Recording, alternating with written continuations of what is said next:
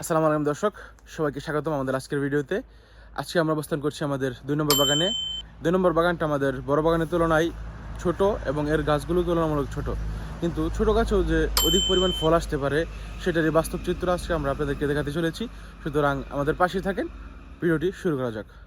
এই হলো আমাদের 2 নম্বর বাগানের গাছগুলো, যেগুলো মেইন বাগানের তুলনায় খুবই ছোট। কিন্তু যদি ফলনের কথা বলি তাহলে দেখতে পাচ্ছেন প্রতিটি গাছের মধ্যে 4টি-5টি করে কাঁদি আছে। এ শুধুমাত্র একটি গাছে না, আলহামদুলিল্লাহ আমাদের গাছে গাছে ফলন। এরকম গাছে গাছে ফলন দেখতে চাইলে শুধুমাত্র আমাদের বাগানে আসতে হবে। ইনশাল্লাহ আমাদের বাগানে আসলে আপনারা শতভাগ গ্যারান্টি সহ অরিজিনাল সৌদি জাতের গাছ পাবেন।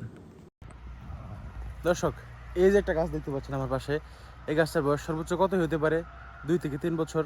3 বছরের মধ্যে এই গাছটার মধ্যে কত সুন্দর ফলন আসছে আপনারা দেখেন। এই যে মাশাল্লাহ, এই বছর একটা কাঁদি আসছে। ইনশাল্লাহ সামনে ফলন আরও বাড়বে গাছের বয়স বাড়ার সাথে সাথে। কিন্তু একটা কাঁদিতে কি সুন্দর ফলন! এরকম গাছ শুধুমাত্র এই বাগানে পেবেন ইনশাল্লাহ। যারা সৌদি খেজুর গাছ কিনতে চান তাদের জন্য সবচেয়ে বড় সতর্কতামূলক বিষয়টা হলো আপনারা অনলাইনে প্রতারিত হবেন না। তারপরও যদি আপনারা অনলাইন থেকে খেজুর গাছ কিনতে চান তাহলে যার কাছ থেকে কিনবেন তার সম্পূর্ণ ডিটেলস জেনে নেবেন এবং ভিডিও কলের মাধ্যমে তার বাগান বা নার্সারি সম্পূর্ণ দেখে শুনে বুঝে তারপরেই ইনশাল্লাহ গাছ ক্রয় করবেন। আসলে বর্তমানে প্রতারকের সংখ্যাটাই বেশি।